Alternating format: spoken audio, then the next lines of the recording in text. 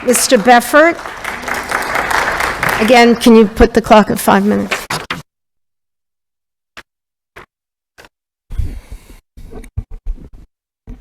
Supervisors, for the record, Greg Beffert. I want to acknowledge the extra time that Supervisor Angus afforded me today to speak. This goes to the last meeting, again, where it took me 10 months to get here, but I finally got an acknowledgement that we overstepped, that mistakes were made.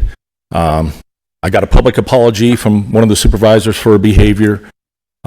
This finally got to the root of the problem here, and that is the illegitimate authority or the lack of authority that you had during COVID-19 to do the things that the majority of the board did, excluding Supervisor Gould.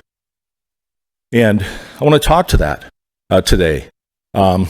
What prompted this was, Supervisor Gould raised the issue. What authority does the health director have over that the board doesn't grant it?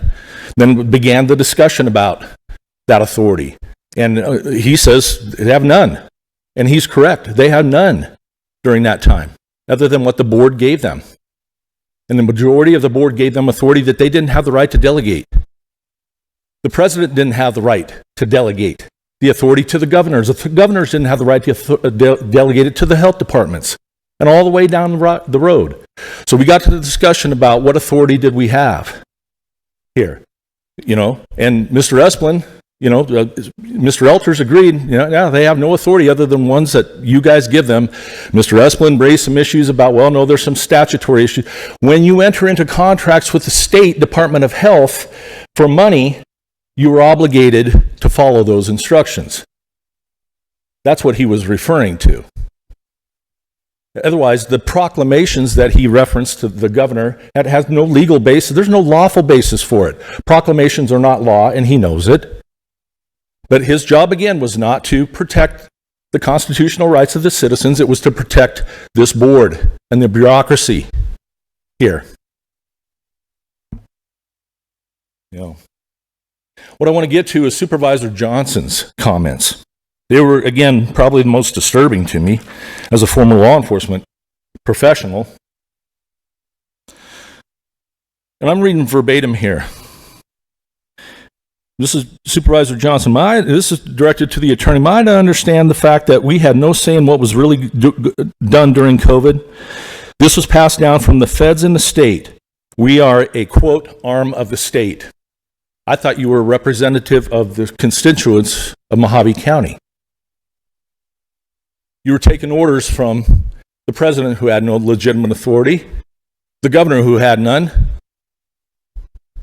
You were an order follower.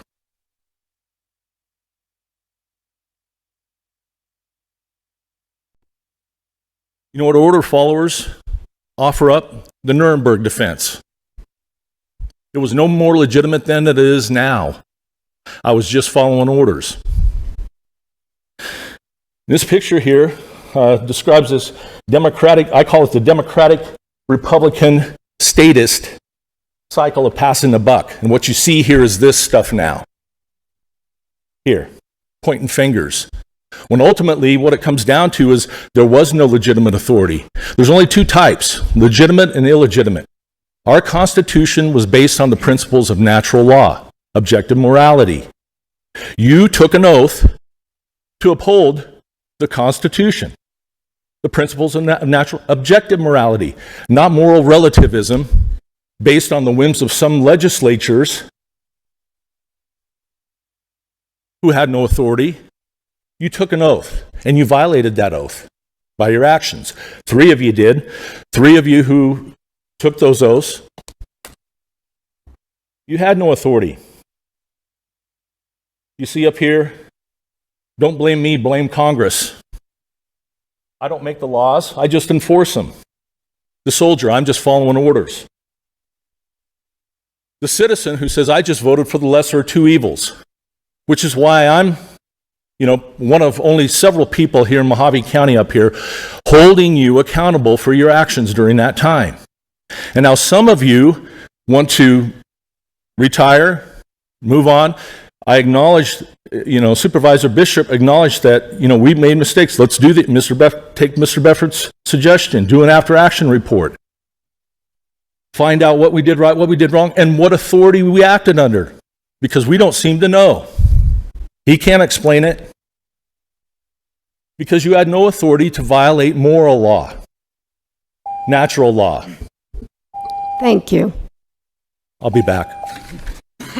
Okay, and lastly, Miss Becky